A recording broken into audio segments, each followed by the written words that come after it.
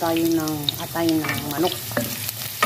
At syempre, unahin natin igisa yung luya.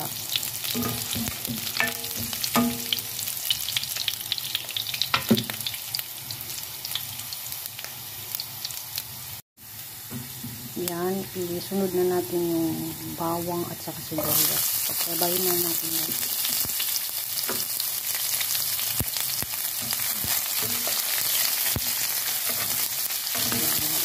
Parang di ka masunog.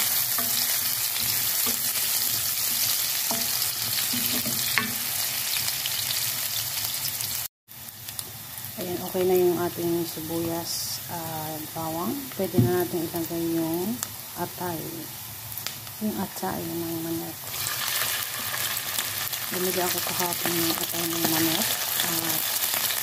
At dalawang suko. Ang isang suko ay $1. Kaya $2 na ito. Ayan siya guys. Sagutin na natin.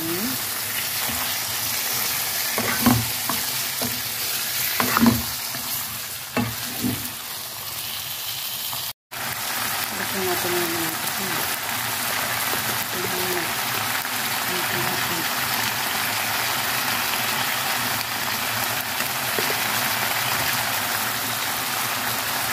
Haluin natin yung dito.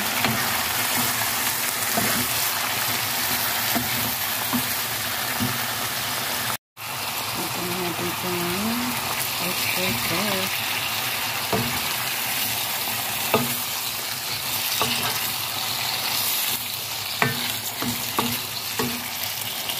Siyempre yung back sauce.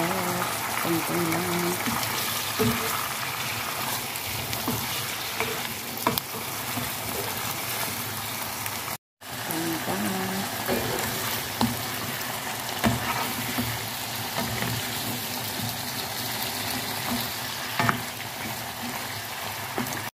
Yan natin yung konting tubig.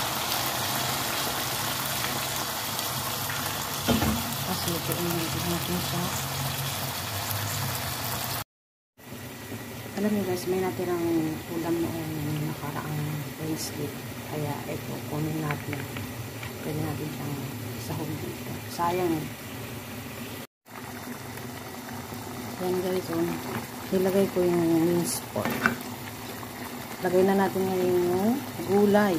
Tapos meron tayong sili. Yung beans. Bagong beans. Lutuin lang din natin hanggang maluto yung bagong beans. At ready na. Meron na tayong ulam. Uy, meron akong hindi hiwa guys.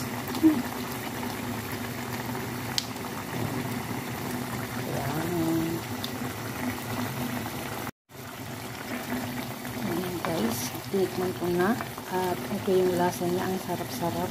Saka masarap din yung ilagay ko yung kanyang yung minced pork. Kasi yung minced pork guys, yan yung na-marinate na meron siyang chestnut at carrots. Tapos meron siyang tokwa. Tokwa ba? Ayan guys, ayan yung sili. Ayan. Tutuin pa natin kasi matigas pa yung bagay. Ayan guys, luto na yung ating atay ng manok. Ayan, luto na rin yung gulay niya, yung beans. Kaya pwede na natin siyang hanguin dito sa kawali.